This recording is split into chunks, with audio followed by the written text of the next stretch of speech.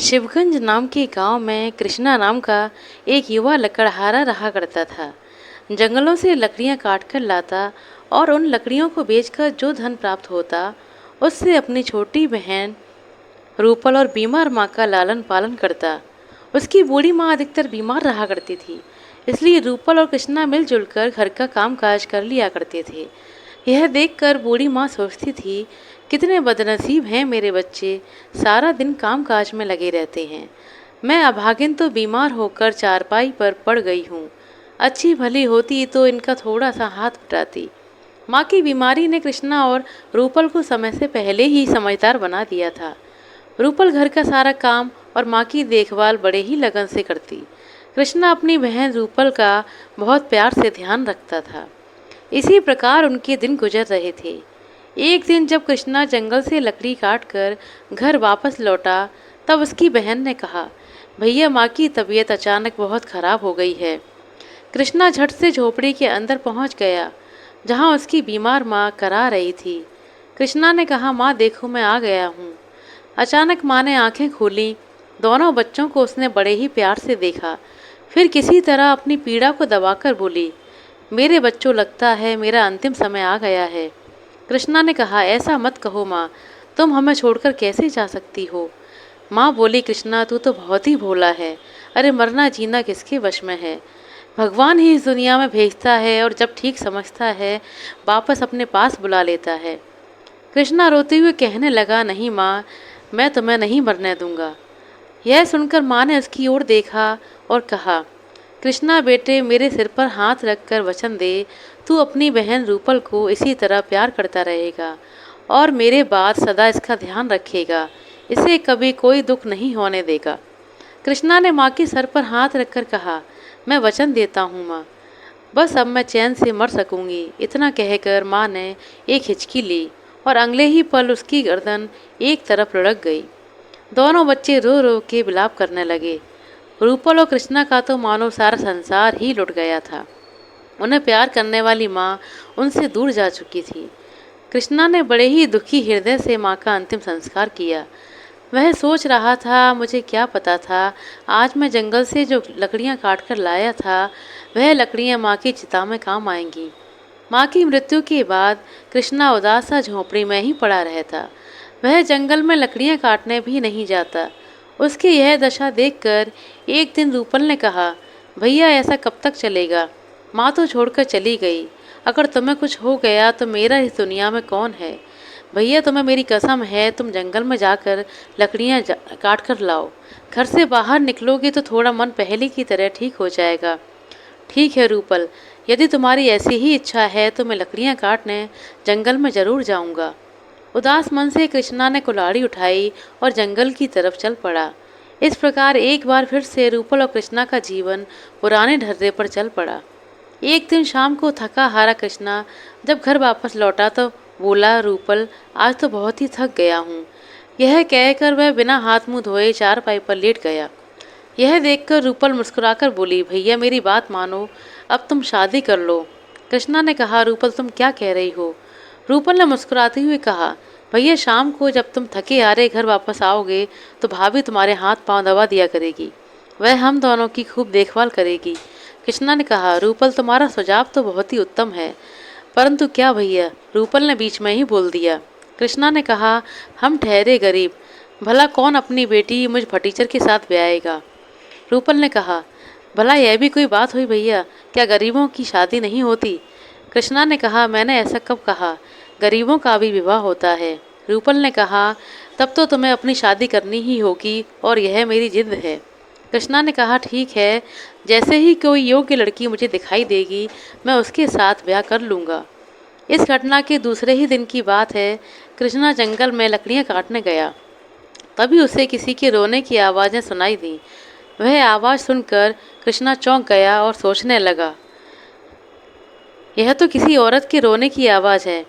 कृष्णा अनुमान से उस दिशा की ओर बढ़ रहा था जिधर से रोने की आवाज़ें आ रही थीं। कुछ दूर जाने पर ही नदी तट पर उसे एक युवती बैठी दिखाई दी जो लगातार रो रही थी।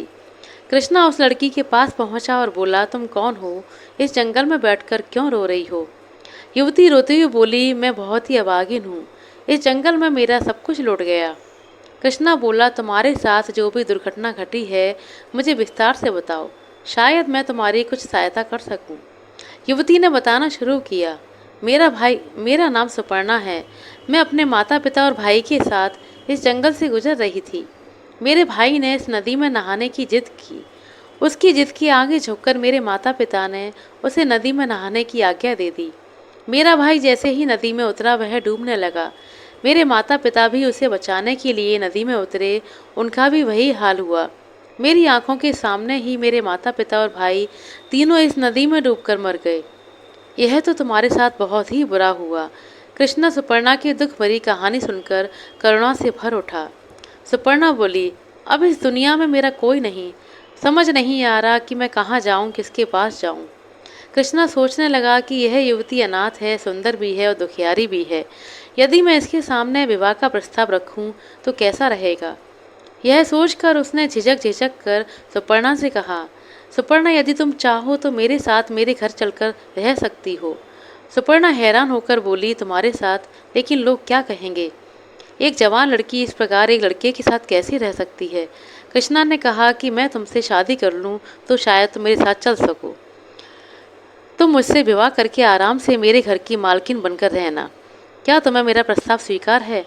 सुपर्णा ने कुछ पल सोचा, फिर स्वीकृति दे दी। तब कृष्णा सुपर्णा को साथ लेकर अपने घर पर पहुंचा। उसकी बहन ने पूछा, भैया यह तुम्हारे साथ कौन है। कृष्णा ने बताया, रूपल, यह तुम्हारी होने वाली भाभी है और इसका नाम सुपर्णा है। रूपल ने चौंक कर कहा, भाभी। कृष्णा ने कहा, हाँ रूपल, तुमने कल ही भाभी की मांग की थी और आज मैं तुम्हारे लिए भाभी लेकर आया हूँ। रूपल खुश होते हुए बोली, वाह भैया, तुम बहुत ही अच्छे हो। ठहरो, मैं अभी आरती की थाल सजा कर लाती हूँ। रूपल ने उनकी आरती उतारी और घर में उनका प्रवेश करवाया। एक बहुत ही साधारण समाज में शीघ्र ही सुपर्णा और कृष्णा का विवाह हो गया। जो भी सुपर्णा को देखता वह कृष्णा के भाग्य की सराहना करता। कृष्णा अपने छोटे से परिवार के साथ बहुत ही खुश था। रूपल और सुपर्णा को देखकर वो हमेशा सोचता, कितना प्रेम है नंद और भौजाई में। भगवान यह प्रेम इसी तरह से बनाए रखना। लेकिन नियति को शायद कुछ और ही मंजूर था।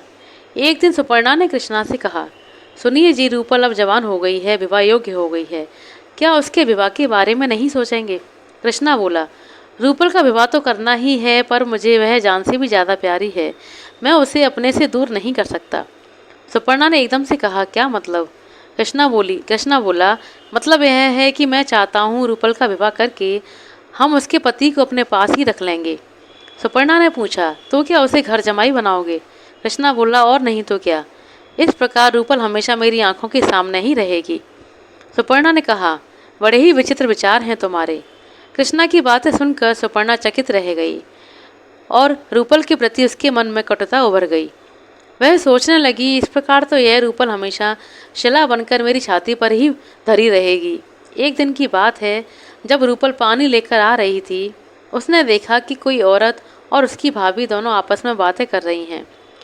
रूपल ने जब यह देखा तो सोचने लगी, भाभी के पास तो कमला मौसी बैठी हुई हैं और कमला मौसी तो लगाई बुझाई के लिए जगत प्रसिद्ध हैं। जरूर मौसी भाभी को कुछ सिखा पढ़ा रही होंगी। मुझे छिपकर उनकी बातें सुननी चाहिए। वह झोपड़ी के द्वार के पास ही छिपकर खड़ी हो गई। अंदर झोपड़ी में बैठी कमला मौसी सुपर्णा से पूछ रही थी, बहू कैसे दिन गुजर रहे हैं, मज़े में तो हो। सुपर्णा बोली, कहाँ मज़े में हूँ मौसी, बस जो दिन गुजर जाए ठीक ही है। कमला मौसी बोली, ऐसा क्यों कहा तुमने, क्या तुम्हें कोई दुख है। सुपर्णा उदास होकर बोली, मौसी सबसे बड़ा दुख तो रूपल का ही है। रूपल का ब्याह कैसे हो। इस रूपल ने मेरे जीवन में जहर घोल दिया है। मेरे पति दिन रात रूपल की सुख की बात ही सोचते रहते हैं। पता नहीं कब पराए घर जाएगी। ऐसा कहकर सुपर्णा ने रूपल के लिए अपने दिल की भड़ास निकाल दी। कमला मौसी ने उसकी हाँ में हाँ मिलाई। सो तो तुम ठीक ही कहती हो बहू, रूपल अब बड़ी हो गई है। अब तो कृष्णा को उसका विवाह कर ही देना चाहिए। ब्याह हो तो वह विदा होकर अपने घर जाए। सुपर्णा बोली, मेरे ऐसे भाग्य कहाँ मौसी, जो रूपल विदा होकर अपने घर में जाए। वह तो पत्थर बनकर हमेशा मेरी छाती पर धरी रहेगी। यह कहकर सुपर्णा ने रूपल के प्रति कृष्णा के विचारों के बारे में विस्तार पूर्वक कमला मौसी को बता दिया। सुपर्णा की सारी बातें जानकर कमला मौसी ने सहानुभूति से उसकी ओर देखा और कहा, बहू कृष्णा तो तुम्हारे साथ बहुत ज़्यादा ही अन्याय कर रहा है। सुपर्णा बोली, और नहीं तो क्या मौसी, रूपल तो मेरे लिए जी का जंजाल बनकर रह गई है। सुपर्णा के एक एक शब्द झोंपड़ी के बाहर खड़ी हुई रूपल के कलेजे में तीर बनकर चुभ रहे थे।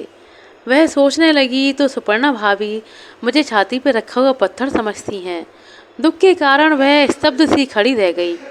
इस अवस्था में जो घड़ा उसने पकड़ रखा था वह छूट गया और धड़ाम की आवाज़ करते हुआ फूट गया। घड़ी की आवाज़ सुनकर सुपर्णा चौंक गई और बोली, कौन है झोपड़ी के बाहर?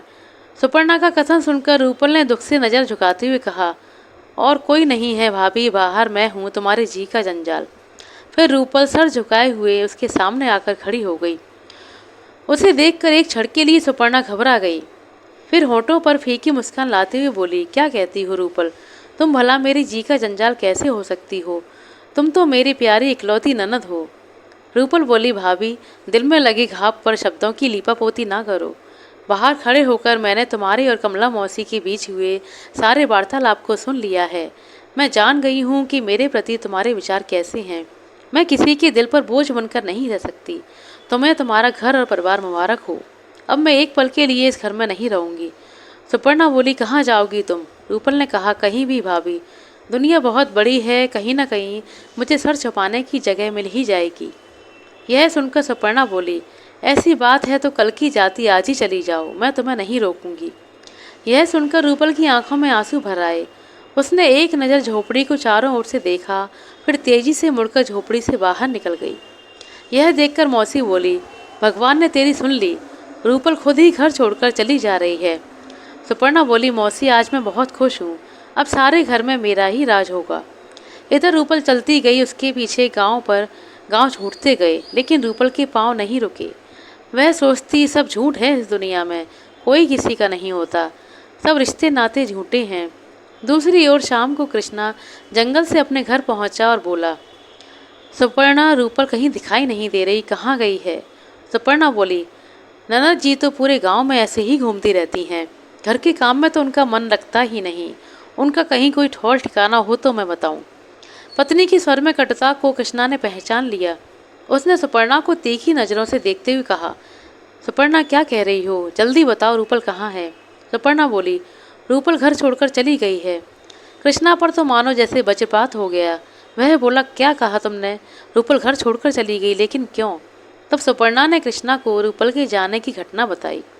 सारी बात जानकर कृष्णा ने घृणा से सुपर्णा की तरफ देखा और कहा, सुपर्णा तूने ही मेरी भोली भाली बहन को घर से निकाल दिया, तू बड़ी ही एहसान फरामोश निकली।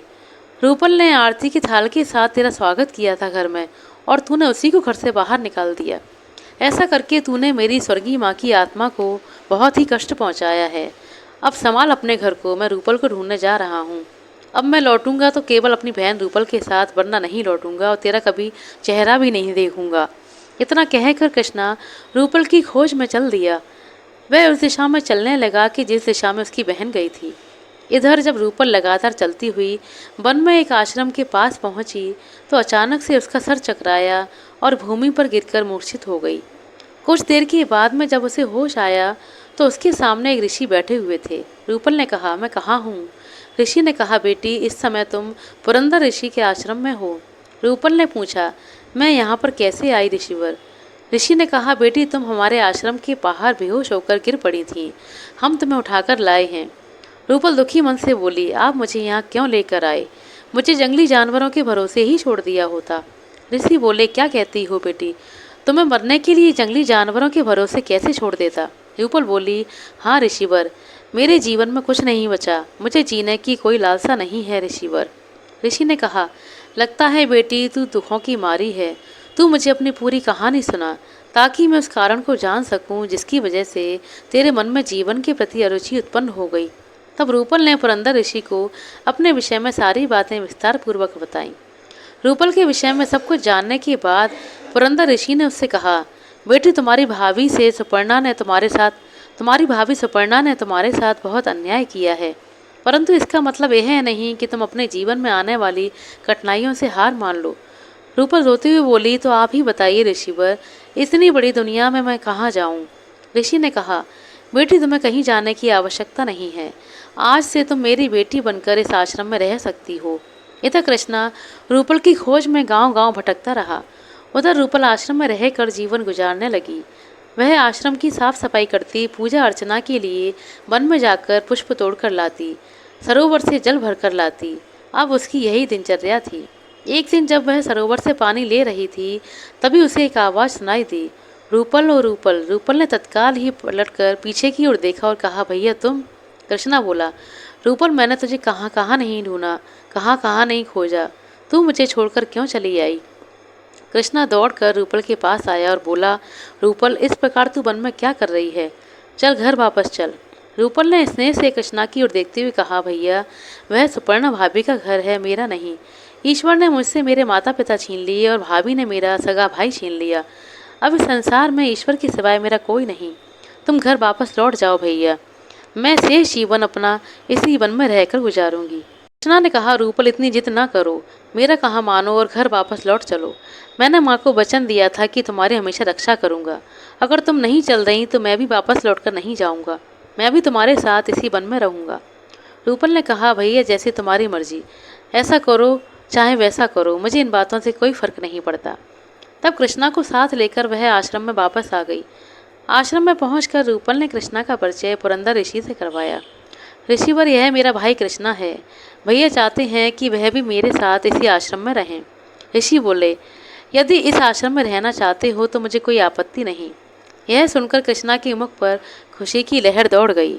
उसके बाद ऋषि ने कहा, कृष्णा तुम्हें पता ही होगा कि तुम्हारी पत्नी सुपर्णा इन दिनों गर्भवती है। तुम्हारी पत्नी को एक माँ का गर्व है। कृष्णा बोला, तब तो मुझे तुरंत उसके पास लौट जाना चाहिए। ऋषि ने कहा, अवश्य वापस जाना, लेकिन इस समय नहीं, यह उचित समय नहीं है। ऋषि ने कहा, कृष्णा मुझे लगता है कि यह सही समय नहीं है, कुछ समय के लिए उसे अकेला ही छोड़ दो। और सुनो, सुपर्णा उचित समय पर एक सुंदर पुत्र को जन्म देगी। कृष्णा खुश होता हुआ बोला, ऋषिवर यह तो आपने बहुत बड़ी खुशखबरी सुना दी।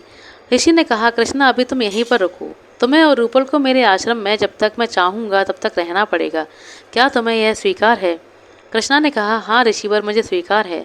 इधर सुपर्णा की हालत खराब थी। वह सोचती कि घर में अन्न का एक दाना भी नहीं है, भूखे मरने की नौबत आ गई है, अब मैं क्या करूं? ऐसी हालत में भूखी भी तो नहीं रह सकती। कुछ सोचकर वह उठी और पड़ोस में रहने वाली औरत के पास गई और कहने लगी, बहन मुझे सहायता की ज़रूरत है, कुछ पैसे दे दो। पर पड़ोसन ने उसकी कोई मदद नहीं की। उसके मन में कमला मौसी का विचार आया, क्यों ना उनके पास चलकर कुछ सहायता मांगी जाए। वह कमला मौसी के घर पर पहुंची। उसने बताया, मौसी इन दिनों में बहुत परेशान हूँ। कृष्णा तो रूपल की खोज में चला गया है और घर में अन्न का एक दाना नहीं है। मुझे थोड़े से पैसे उधार दे दो ताकि मैं कुछ अन्न खरीद कर ला सकूं। बाद में आपके सारे पैसे लौटा दूंगी। इस पर कमला मौसी बोली, सुपर्णा मुझे और सब कुछ तो अच्छा लगता है, पर यह भिखारियों की तरह गिड़गिड़ाना अच्छा नहीं लगता। तुम अच्छी खासी स्वस्थ स्त्री हो, सेवा मजदूरी करके कुछ पैसे क्यों नहीं कमा लेती? सुपर्णा बोली, मौसी भला मैं मजदूरी कैसे कर सकती हूँ? मौसी ने कहा, गांव के जमींदार प्रभु दयाल की हवेली में झाड़ू पोछा करने के लिए एक नौकरानी की आवश्यकता है। तू हवेली में जाकर जमींदार से काम मांग, वह अवश्य ही तुझे नौकरी पर रख लेगा। मौसी तुम कहती हो तो मैं जाकर उनसे काम मांग लेती हूँ। सुपर्णा ने हवेली में जाकर जमींदार से काम मांगा। जमींदार ने फौरन उसे नौकरी पर रख लिया। सुपर्णा उसी दिन से हवेली में झाड़ू पोछा और नौकरानी का काम करने लगी। दिन भर वह मेहनत करती और शाम को रूखी सूखी खाकर अपनी झोपड़ी में जाकर पड़ जाती। इसी प्रकार से उसके दिन गुजरने लगे। उचित समय पर उसने एक फूल से बेटे को जन्म दिया। वह सोचती कि आज इसके पिता और बुआ घर पर होते तो कितने खुश होते। वक्त की ठोकर ने उसकी अक्ल को ठिकाने लगा दिया था। अब वह उस घड़ी को बार बार कोसती रहती जब उसने दूसरों की बातों में आकर रूपल को घर से निकल जाने के लिए कहा था। इधर एक दिन पुरंदर ऋषि आश्रम में बैठे ही बैठे अचानक मुस्कुरा उठे। यह देखकर पास बैठी रूपल ने पूछा, ऋषिवर आप अचानक क्यों मुस्कुराए? ऋषि ने कहा, बेटी बात मुस्कुराने की है। तेरा होने वाला पति जो कि विदर्भ देश का राजा अभयंकर है, एक बहुत ही बड़ी नादानी करने जा रहा है। वह रेगिस्तान के पार वाले राज्य जूनागढ़ पर आक्रमण करने के लिए निकल पड़ा है। रूपल एकदम से चौंक कर बोली, आप यह क्या कह रहे हैं ऋषिवर? राजा अभयंकर मेरा होने वाला पति है? ऋषि ने कहा, हाँ बेटी रूपल, राजा अभयंकर तेरा होने वाला पति है, पर बहुत ही क्रूर है और निरंकुश राजा है। हालांकि बहुत धनी राजा है, लेकिन फिर भी उसकी और अधिक धनवान होने की लालसा पूरी नहीं होती। वह सारी दुनिया की दौलत अपने अधिकार में लेने के सपने देखता है। इसके लिए वह हर प्रकार की नीति अपनाने को तैयार रहता है। इस बार वह अपने खजाने में और ज़्यादा धन भरने के उद्देश्य से जूनागढ़ पर आक्रमण करने के लिए निकल पड़ा है। रूपल ने पूछा, तो ऐसे नीच राजा से मेरा विवाह होगा? ऋषि बोले, हाँ बेटी, विधाता ने तेरे भाग्य में ऐसा ही लिखा है, लेकिन तू चाहे तो अपने होने वाले पति के स्वभाव को बदल सकती है। रूपल ने पूछा, वह कैसे ऋषिवर?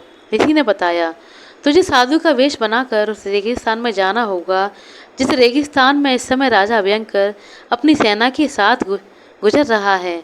वहाँ जाकर तुझे जो काम करना है, अब मैं तुझे उसके विषय में बताता हूँ। पुरंदर ऋषि धीरे धीरे रूपल को समझाने लगते हैं। सारी बातें समझाने के बाद ऋषि बोले, बेटी रूपल, अब तुम एक पल के लिए अपनी आंखें बंद कर लो। जो आज्ञा ऋषिवर। रूपल ने तत्काल ही अपनी आंखें बंद कर लीं। एक पल के बाद जब रूपल ने आंखें खोलीं तो वह एक साधु के वेश में बदल चुकी थी। वह बोली, यह तो मैं सचमुच ही साधु बन गई। ऋषि ने कहा, रूपल, अब एक एक पल के लिए तुम आंखें दोबारा बंद करो। एक पल बाद जब तुम आंखें खोलोगी तो अपने आप को रेगिस्तान में खड़ा पाओगी। और एक पल के बाद में जब रूपल ने अपनी आंखें खोली तो वह रेगिस्तान में खड़ी थी। इधर राजा अभयंकर अपनी सेना के साथ रेगिस्तान में बढ़ा चला जा रहा था। तभी जोर से आंधी चली। वह तूफानी हवा रेत के टीले इधर उधर फेंक रही थी। ऐसा लग रहा था जैसे कोई प्रलय आने वाली हो। तूफान से डरकर राजा अभयंकर का ऊँट भागने लगा। अभयंकर ने उसकी लगाम खींचकर रोकने का बहुत प्रयास किया, लेकिन वह भागता ही रहा। बहुत देर तक वह इसी तरह भागता रहा। जब तूफान कुछ रुका तो वह भी रुक गया। उसे दूर दूर तक रेत ही रेत नजर आ रहा था। सैनिक भी उससे पीछे छूट चुके थे। उसे दिशा भ्रम हो गया। वह समझ नहीं पा रहा था कि अब ऊँट को किस दिशा की ओर ले जाया जाए। बहुत देर तक इसी तरह भागता रहा। भूख और प्यास के कारण बेहाल हो रहा था। जैसे जैसे सूरज चढ़ रहा था उसकी प्यास बढ़ती ही जा रही थी। चिलचिलाती धूप में उसका गला सूख रहा था और गले में कांटे चुभ रहे थे। वह सोचने लगा कि यदि मुझे थोड़ी देर पानी और नहीं मिला तो मैं प्यास के कारण तड़प कर मर जाऊंगा। तभी उसकी नज़र रेगिस्तान में आते हुए साधु पर पड़ी। वह सोचने लगा कि तपते रेगिस्तान में साधु जब पास आया तब राजा ने बोला, साधु बाबा, मैं विदर्भ देश का राजा अभयंकर हूँ और रेगिस्तान में रास्ता भटक गया हूँ। साधु ने कहा, वही राजा अभयंकर जिसकी धन दौलत की भूख कभी मिटती ही नहीं।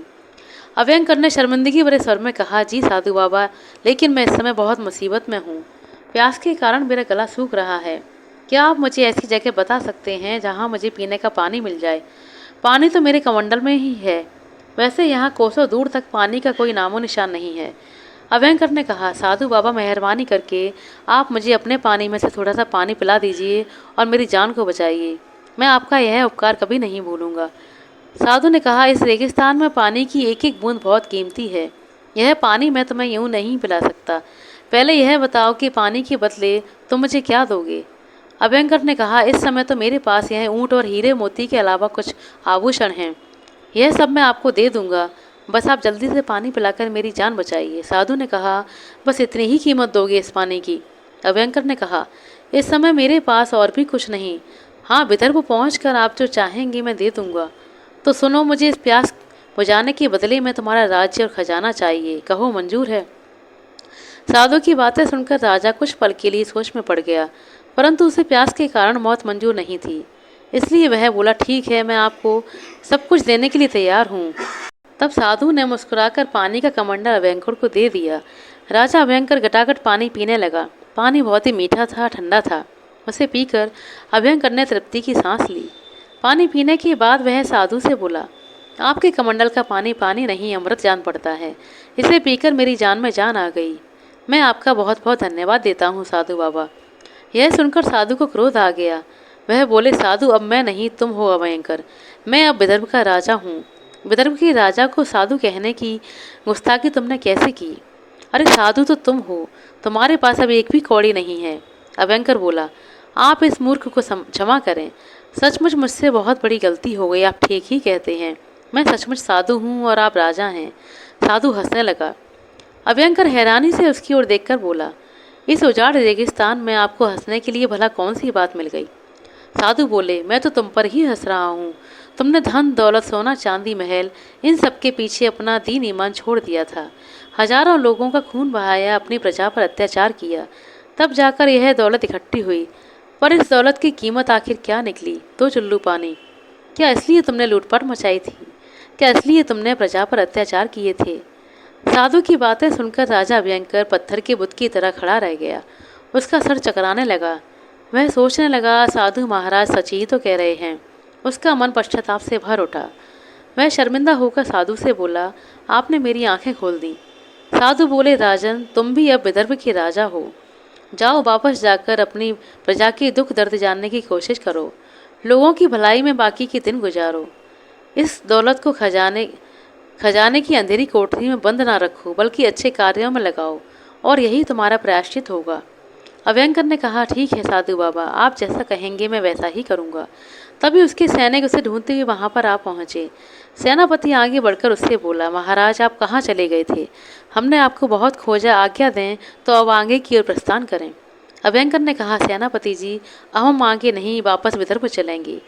अभयंकर ने विनयपूर्वक साधु से कहा, साधु महाराज, मेरी विनती है, आप भी हमारे साथ विदर्भ चलिए।